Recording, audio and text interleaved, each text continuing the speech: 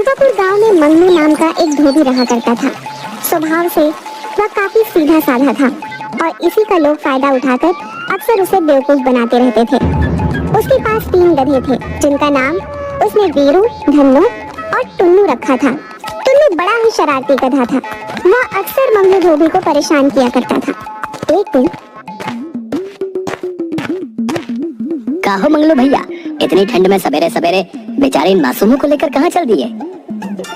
अरे क्या कहूँ रामदीन भाई, मैं कहाँ जाऊँगा। आज तक तो रूपापुर से बाहर नहीं गया हूँ। वही मियाँ के दौड़ मस्जिद तक नदी किनारे जा रहा हूँ। आज बहुत कपड़े हैं धोने के लिए। वो तो सब ठीक है मंगलू भाई, लेकिन ये बताओ, अपने तो 4-4 कपड़े और स्वेटर पहने हुए हो, लेकिन इन बेचारे गधों का क्या दोष है? इन्हें तुम इतना सवेरे ठंड में नदी किनारे क्यों ले जा रहे हो भाई? ये अगर नहीं जाएंगे तो मेरा काम कैसे होगा? उतना कपड़ा मैं कैसे धोकर लाऊंगा? परंतु हाँ, तुमने अच्छा सुझाव दिया है। मैं कल ही शीला से बोलूंगा कि इन सभी के लिए स्वेटर बुन दे, ताकि ये लोग और अच्छे से काम कर सकें।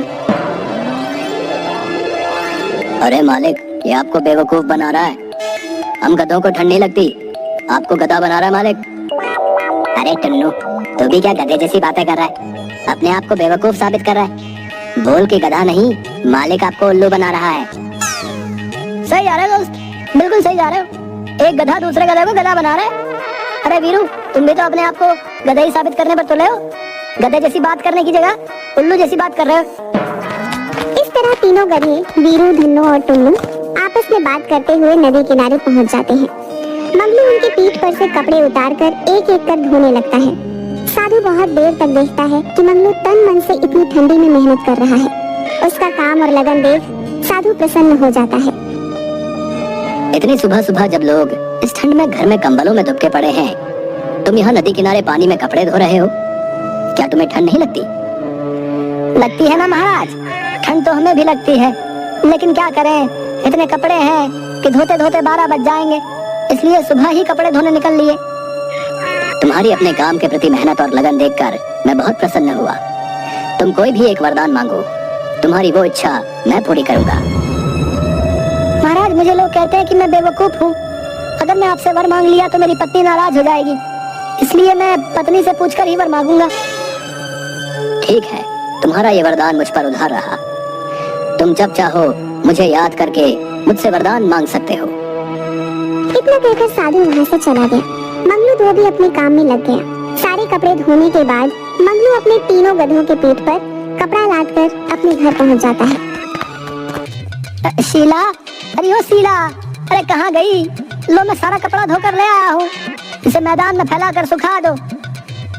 हाँ हाँ आई। दिन रात गधी जैसा खटते रहती हूँ, फिर भी मन लायक खाना तक नसीब नहीं होता। ऊपर से तुम्हारे जैसा बेवकूफ पति भगवान ने दे दिया है। देखा धन्नो, मालकिन हम लोगों की बड़ाई कर रही है। बोल रही है कि गधा जैसा खटती है, यानी हम लोग बहुत काम करते हैं। हाँ, कभी कभी भुलाए हुए गधे जैसा मार भी पड़ता है। गधे जैसा खटने से याद आया, रामदीन भाई कह रहे थे कि इन तीनों को ठंड में स्वेटर बनवा देने के लिए। बेचारे कितने खटते हैं। मैं ऊन ला दिया हूँ, तुम इनके लिए स्वेटर बुन दो। हे भगवान, मैं आपका क्या बिगाड़ी थी जो इतना बेवकूफ पति मुझे ही दे दिए। आज तक किसी गधे को तुमने स्वेटर पहने देखा है? बहुत तरीके, मुझे तो ये ध्यान में ही नहीं आया। दुकानदार मुझे बोल ही रहा था कि ऊन तो ले जा रहे हो इन गधों के लिए, लेकिन मैं वापस नहीं करूँगा, सोच समझ कर लो। मैं तो उसी समय मालिक से बोल रहा था मालकिन कि रामदीन आपको बेवकूफ बना रहा है, लेकिन मालिक हम गधों की भाषा समझ ही नहीं पाते। ऊपर से ढेंचू ढेंचू करने पर मुझे 2 डंडे भी मार दिए। अबे टुन्नू, ज्यादा मत बोल, हम गधों की भाषा मालकिन भी नहीं समझती।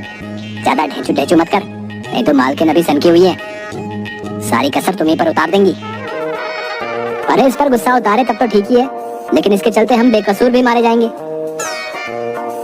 सब खड़े खड़े मुंह क्या देख रहे हो? जल्दी जाओ और दुकानदार से ऊन वापस कर पैसे लेकर आओ। अगर तुम आज पैसे लेकर नहीं आए तो तुम्हारी खैर नहीं। मंगलू धोबी उल्टे पैर वापस बाजार जाता है। भैया, ये ऊन वापस कर दो और मुझे मेरे पैसे लौटा दो। गधों को ठंड थोड़े लगती है।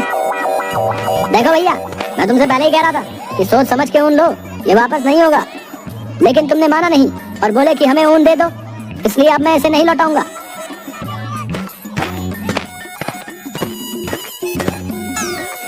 धोबी ऊन लेकर वापस घर पहुंचता है। उसके हाथ में ऊन देखकर शीला का गुस्सा 7वें आसमान पर पहुंचता है। वह मंगलू धोबी को खूब खरी खोटी सुनाती है। अरे क्या हुआ शीला, क्यों बेचारे मंगलू को भला बुरा कह रही हो? इतना बुद्धू है कि कोई भी इसे बेवकूफ बना देता है। रामदीन भैया के कहने पर गधों के लिए इतना सारा ऊन ले आया और स्वेटर बुनने को बोल रहा है। वैसे 4 गधों के लिए ऊन थोड़ा कम है। पर हमारे पास तो 3 ही गधे हैं। अच्छा, गांव के सभी लोग इसको गधा बनाते हैं और तू अभी भी इसे आदमी ही मान रही है। ठीक है, चलता हूँ। वैसे इस गधे से 3 गधे ज्यादा स्मार्ट हैं।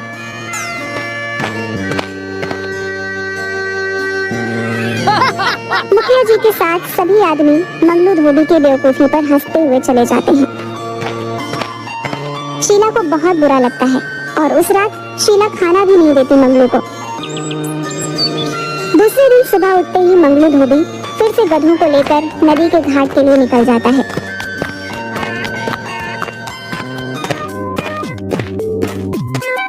क्यों भाई, गधों को स्वेटर नहीं पहनाया है क्या?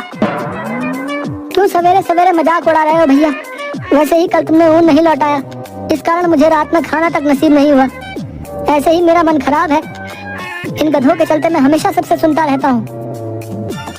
देख रहे हो ना वीरू भैया, मालिक अपना दोष हम गधों पर लाद रहे हैं। क्या करोगे टुन्नू, हम गधों की किस्मत में गधों जैसा ही जीना और गधों जैसा ही मरना लिखा है। देखो मंगलू भाई, मैं एक सुझाव दे रहा हूँ, अगर ठीक लगे तो कर लो, नहीं तो इन गधों के जैसे जिंदगी भर जीना पड़ेगा। हाँ भैया बताओ ना, हम भी इस गधे जैसी जिंदगी से तंग आ गए हैं। दिन भर काम करो, शाम को जाकर बीवी से डांट सुनो, बस यही जिंदगी रह गई है। तो सुनो, इन गधों को बेचकर एक बड़ा सा वॉशिंग मशीन ले आओ।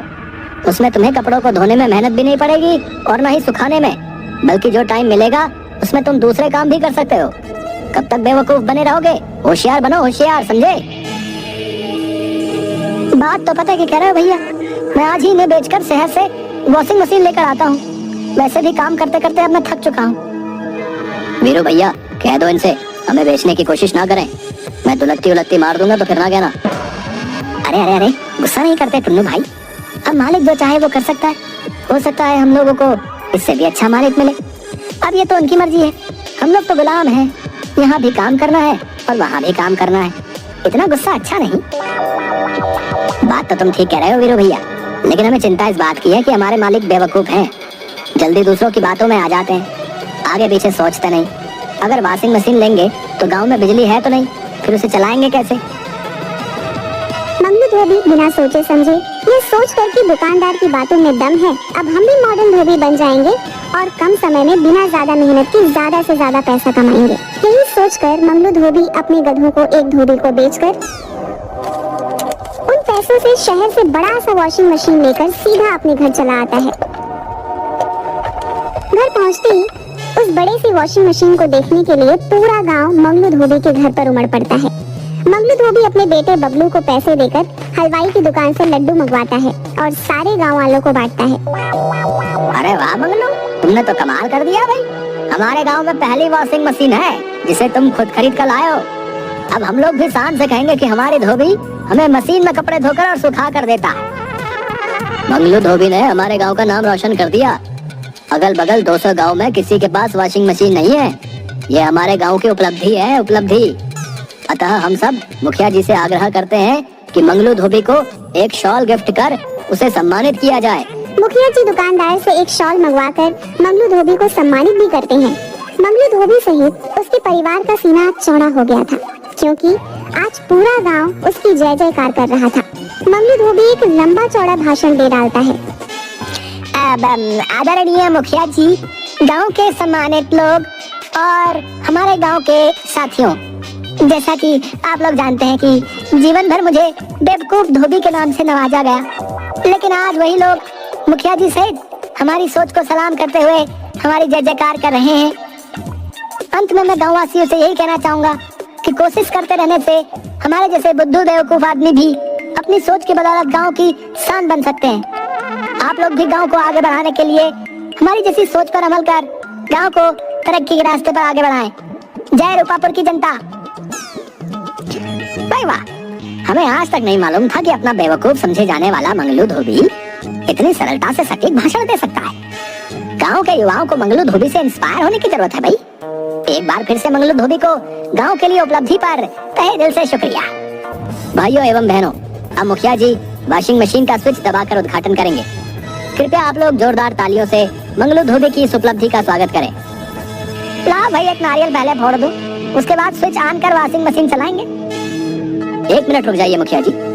हम सब वॉशिंग मशीन गांव में आने की खुशी में ये भूल गए कि हमारे गांव में तो बिजली अभी आई ही नहीं है, तो फिर वॉशिंग मशीन चलेगी कैसे?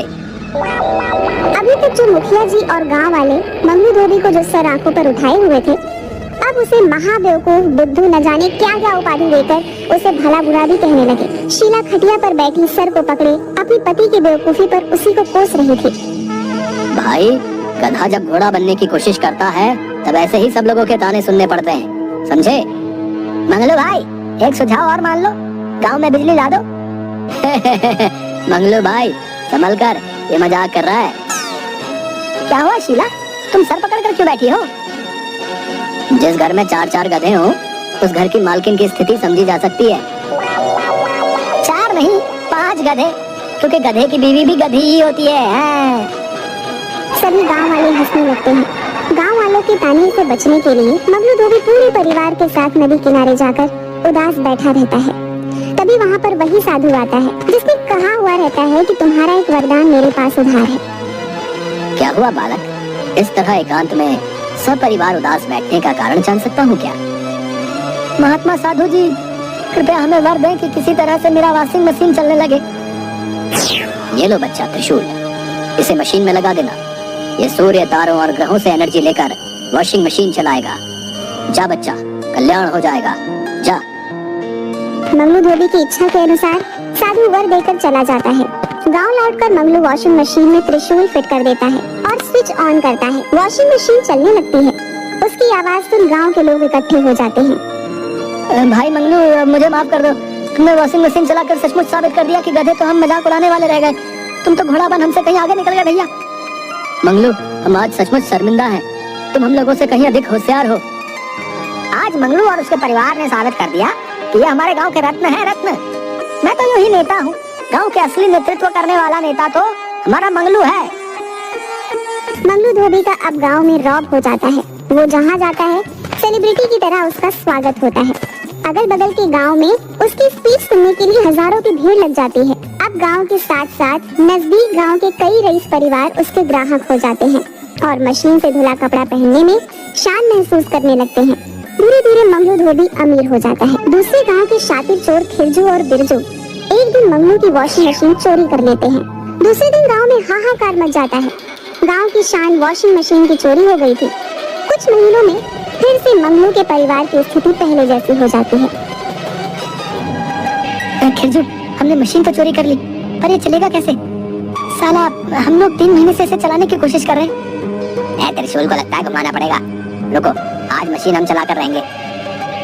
जैसे ही त्रिशूल खिरजू घुमाता है, वॉशिंग मशीन का ढक्कन ओपन हो जाता है और खिरजू एवं बिरजू दोनों को अंदर खींच लेता है और उन्हें गोल गोल घुमाना शुरू कर देता है। अरे बाप रे, अरे कोई बचाओ हमें, अरे उल्टी हो रही है, अरे चक्कर आ रहा है, अरे कोई तो रोको इस मशीन को। अब हम चोरी कभी नहीं करेंगे, बचाओ। खिरजू, तू मुझे दुलत्ती क्यों मार रहा है? अरे मैं क्यों मारूंगा, अरे हमें तो उत्तर दक्षिण पूरब पश्चिम सब एक लग रहा भैया। अरे बस करो मशीन देवता, अरे मैं तुम्हें मंगलू धोबी के यहाँ खुद लेकर जाकर रख दूंगा। अबे बिरजू, तो भी कुछ बोलेगा या सिर्फ मैं ही माफी मांगता रहूं?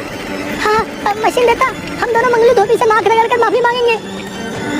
चोरी तो दूर, अपना सामान भी 4 बार सोच कर छुएंगे। तभी एकाएक वॉशिंग मशीन रुक जाती है। खिरजू और बिरजू दोनों इलाज कराने के बाद तुरंत मंगलू के घर वॉशिंग मशीन लेकर पहुंचते हैं और उनसे माफी मांगते हैं। दोनों को पुलिस ले जाती है। गांव में फिर से बाहर आ जाती है। मंगलू धोबी की स्थिति फिर से अच्छी हो जाती है, लेकिन और धोबियों की हालत खराब हो जाती है। मंगलू को ये अच्छा भी नहीं लग रहा था। एक दिन फिर वह नदी किनारे से गुजर रहा था कि वही साधु फिर से उसे मिलता है। कैसे हो बच्चा? आपकी कृपा से सब अच्छा चल रहा है बाबा, लेकिन अगर हमारी तरह सबका अच्छा होता तो बहुत अच्छा होता।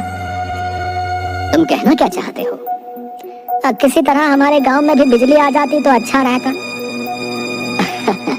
मैं जानता हूँ बच्चा, तुम्हारे जैसा सबके बारे में अच्छा सोचने वाले की ही संसार को जरूरत है। जाओ बच्चा, कल्याण हो। गांव पहुंचने पर उसी समय राजधानी से कुछ इंजीनियर मुखिया जी के पास आते हैं और बताते हैं कि मुख्यमंत्री ने इस गांव को 1 सप्ताह के अंदर बिजली पहुंचाने का आदेश दिया है। 1 सप्ताह के अंदर पूरे गांव में बिजली के खंभे लग जाते हैं और मुख्यमंत्री खुद उस गांव में आकर बिजली का उद्घाटन मंगलू धोबी की वॉशिंग मशीन को चलाकर करते हैं। अब बेवकूफ मंगलू धोबी पूरे गांव का शान बन जाता है।